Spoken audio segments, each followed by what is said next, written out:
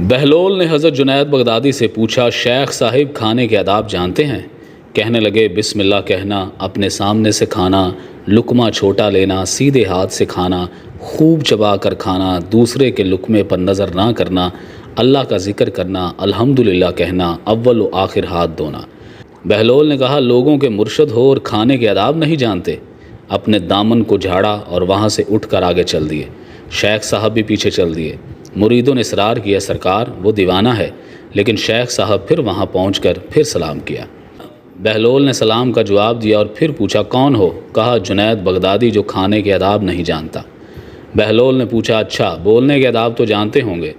جی الحمدللہ، متکلم مخاطب کے مطابق بولے، بے موقع، بے محل اور بے حساب نہ بولے، ظاہر و باطن کا خیال رکھے۔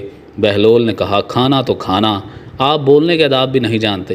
بہلول نے پھر دامن جاڑا اور تھوڑا سا اور آگے چل کر بیٹھ گئے۔ شیخ صاحب پھر وہاں جا پہنچے اور سلام کیا۔ بہلول نے سلام کا جواب دیا، پھر وہی سوال کیا، کون ہو؟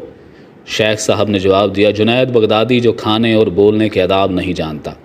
بہلول نے کہا، اچھا سونے کے آداب ہی بتا دو۔ کہا، نماز عشاء کے بعد ذکر و تسبیح، سورہ اور وہ سارے آداب بتا دیے جو روایات میں ذکر ہوئے ہیں۔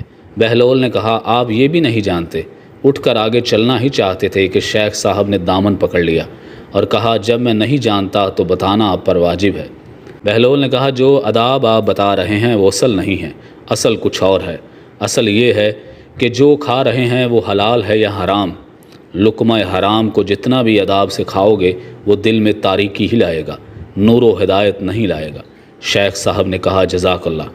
بہلول نے کہا، کلام میں اصل یہ ہے کہ جو بولو اللہ کی رضا اور خوشنودی کے لیے بولو۔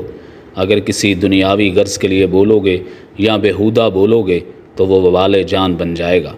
سونے میں اصل یہ ہے کہ دیکھو، دل میں کسی مومن یا مسلمان کا بغض لے کر یا حسد و کینہ لے کر تو نہیں سو رہے، دنیا کی محبت، مال کی فکر میں تو نہیں سو رہے، کسی کا حق گردن پر لے کر تو نہیں سو رہے۔ یہ سونے کے آداب ہیں۔